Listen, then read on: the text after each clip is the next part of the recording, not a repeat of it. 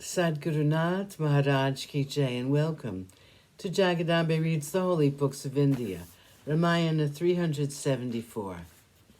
As you may remember, Indrajit was using Maya tactics to fight the Kaushal brothers. With their bodies covered with blood, they looked like palasa trees in bloom. No one could see the progress of Indrajit in the sky. He could not be seen, nor his bow and arrows.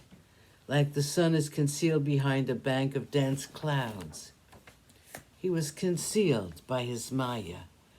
Vanaras were falling in numbers, and it was depressing to see them fall one by one and now all together. Lakshman was greatly incensed, and he said, "Rama, this is too hard a task for our Vanaras. I will take up the Brahmastra and send it toward this Indrajit." Rama said, "Lakshman, Brahmastra will claim a number of lives if it is sent now. It's not righteous on our part to destroy any number of Rakshasas because of our wrath against one. The rules of fighting say that one who is not fighting, one who has surrendered himself, one who is running away and who is careless should not be killed. Let us use our astras, which are more powerful than those we have been using all this while.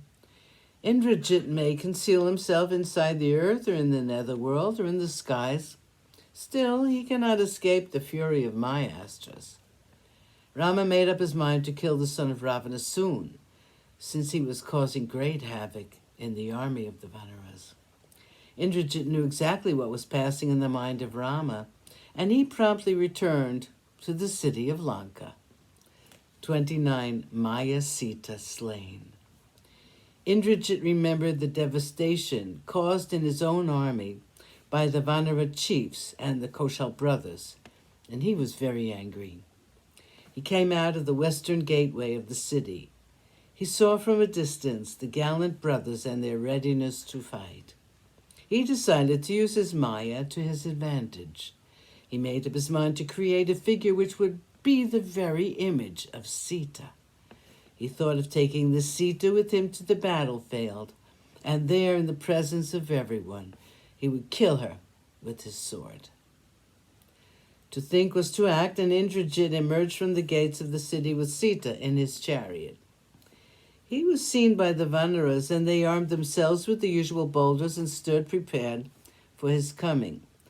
Hanuman was leading the army, and Indrajit saw him. The Rakshasa prince went straight toward Hanuman, and in his chariot was seen Sita. She was wearing the soiled yellow silk which Hanuman had seen before, and she was beautiful like the moon under eclipse.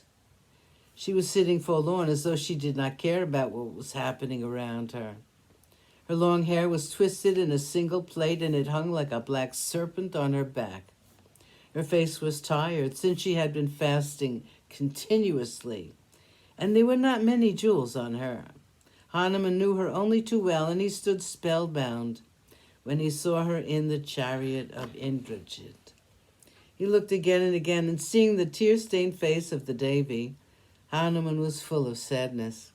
He saw that she was now a captive of Indrajit, and he thought, what are his plans? What is to happen now? Hanuman went towards the chariot of Indrajit and began to assail him. Indrajit looked very angry, and he took a sword out of his scabbard. He caught hold of Sita by her hair, and she wailed, "Rama, Rama," in a piteous voice.